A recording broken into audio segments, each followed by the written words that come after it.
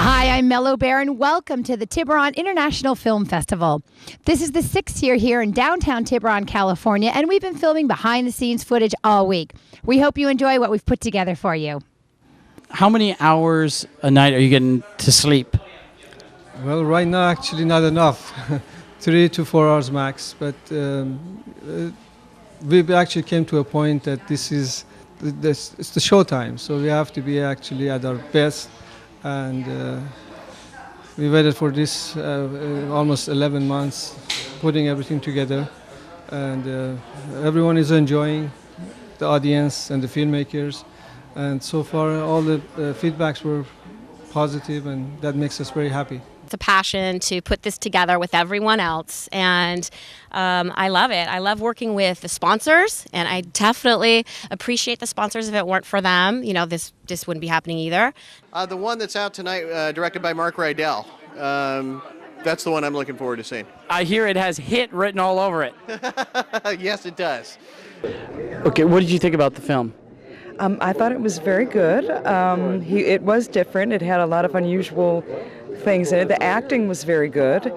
I found it a little bit on the bummer side because I'm not a gambler and it's kind of depressing to see gambling. But overall, it kept my attention and I thought it was very well done. What kind of odds do you give this movie? Oh, good odds. It'll do well. Okay. I think it'll 2 to do well 1? nationwide. You can put some money down on it? I would put money. Oh, that's right. You're not a gambler. I forgot. We have an interview with a man who talks about working with Katharine Hepburn, Henry Fonda, meeting Lee J. Cobb, being in the front row as he played Willie Loman in Death of a Salesman, iconic. This is a man who knows the real value of acting and how it changes our lives, enriches our lives. If only I got to interview people like this more often. This is really what it's all about to me, and this was a great honor. Do you think there's more of an appreciation for what you have to offer in a little town like Tiburon than somewhere like Fresno, maybe? You know, I hope so. This is a picture that I hope catches on. It's very, it's a very different kind of movie, very serious, very moving, kind of torturous in many ways. And I was very proud of it. I'm proud of the audience tonight for sitting as quietly as they did throughout the film. Right. And very few cell phones went off, correct? No, I only heard one. Okay, yeah, and it was not mine. I've seen Even Money, and it was fabulous. What's next on the horizon? Well, I think I may be doing a movie in New York, a love story in New York about a husband and wife and how they meet and how he has an affair and they get divorced and they have a reconciliation. And it's not about me, though. It's about all of us. My name is Irving Saraf.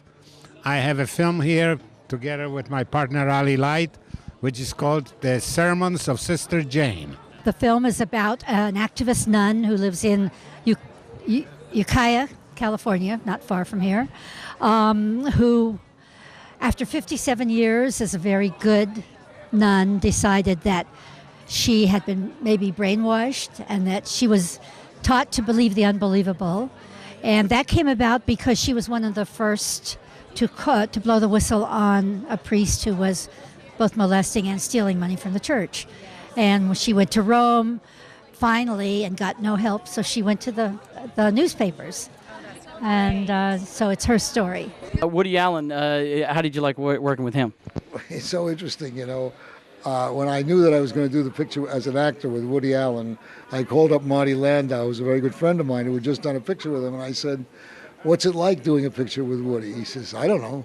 He's never said a word to me. He's that kind of guy. He writes a brilliant script. casts brilliant actors and steps back. And just lets them work their magic. And do you appreciate that, or do you like a little direction? I like direction. I believe in direction. I think it should be subtle and not pressured, but I think a director if he's healthy, is a good guide.